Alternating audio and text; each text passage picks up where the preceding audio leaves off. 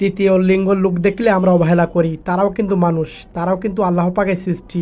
এই ভাইটার কাছে টাকা চাইলো, আরে যা যা টাকা নাই, আরে না দিলে না দিবি যা, এভাবেই করলো। আরে তোরা যে এরকম করিস না, কি যে কব তোদের, আরে যা যা তোর টাকা লাগবে না, এভাবে বলে ভাইটা চলে গেল। আর তখন এই ভাইটা এই দোকানে এসে শাটার টুকালো, আর দোকানে কেউ নেই। আর ভাইটা ভাবলো কেউ মনে নেই, চলে যাই। আর ভাইটা তখন চলে গেল, সিঁড়ি দিয়ে কয়েক পা নামলো, আর ভিতরে কিসের জানি আওয়াজ পেলো। আর ভাইটা তখন উকি দিয়ে নিচেই দেখছে, আর দেখতে পেলো একটা ছেলে একটা মেয়ের সাথে এরকম করছে।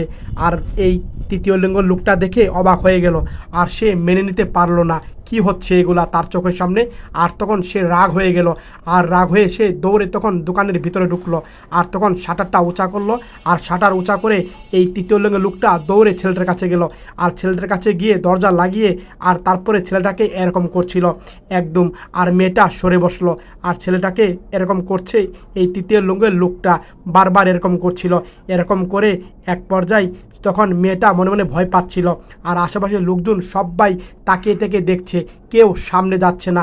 আর এই বোনটি বসে আছে, আর এই তৃতীয় লিঙ্গের লোকটা তখন কান্না করলো এই দৃশ্য দেখে। আমি থাকতে এগুলো হবে, কখনো মেনে নেওয়া যায় না, এভাবে কথা বলল। মেয়েটাকে নিয়ে দোকান থেকে বের হচ্ছে, আশেপাশের লোকজন সব তাকিয়ে অবাক হয়ে রইল যে তৃতীয় লিঙ্গের লোক হয়ে এরকম করলো, আর আমরা সাধারণ মানুষ হয়ে কিচ্ছু করতে পারলাম না। সত্যি ভিডিওটা দেখে শিক্ষা গ্রহণ করলে মন থেকে শেয়ার করে দিন সবাই, বেশি বেশি করে শেয়ার করে দিন।